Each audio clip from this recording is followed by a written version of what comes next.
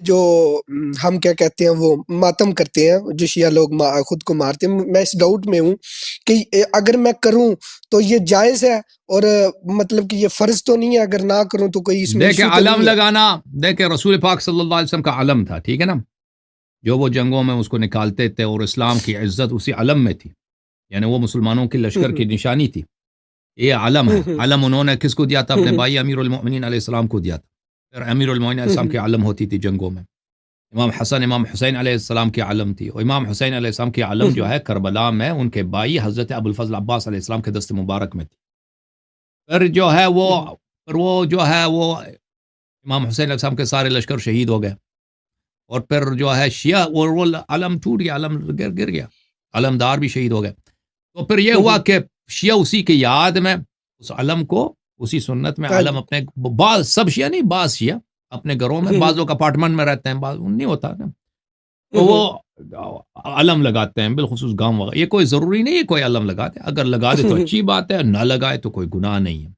یہ بات ہے. اب جو لوگ ماتم کرتے ہیں، دیکھیں یہ کہ امام حسین علیہ السلام کے غم میں رونا، مصیبت میں اظہار غم کرنا، یہ ایک بہت بڑی عبادت ہے اس دنیا میں. دیکھیں اتنا ثواب اللہ جانتا ہے، اتنا ثواب جو اہل بیت علیہ السلام کے ماتم میں، ان کے گریہ، ان کے لیے گریہ کرنے میں، ان کے لیے نوحہ سرائی میں، اتنا ثواب بہت سارے کم اعمال میں، شاید کسی عمل میں اتنا ثواب نہ ہو، اتنا زیادہ اس کی فضیلت ہے.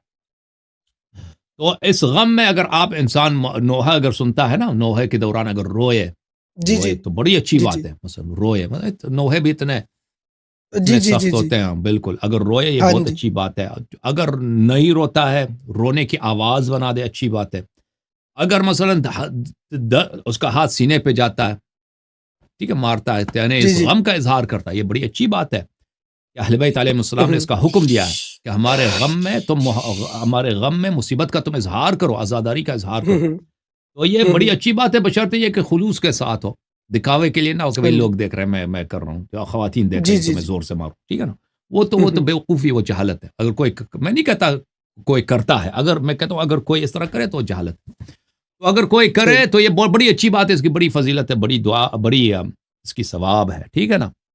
تو یہ عرضیہ ہے. اگر کوئی نہیں کرتا ہے تو وہ بہت بڑی فضیلت سے محروم رہتا ہے، ٹھیک ہے نا. اگر کوئی نہیں کرتا، یہ ایسا ہے کہ مثلا آپ کے گھر میں جنت کے دروازے کھل جائیں اور آپ کہتے ہیں کہ نہیں ابھی میں کل انشاءاللہ اس دروازے میں داخل ہوں گا، اس طرح ہے، ٹھیک ہے.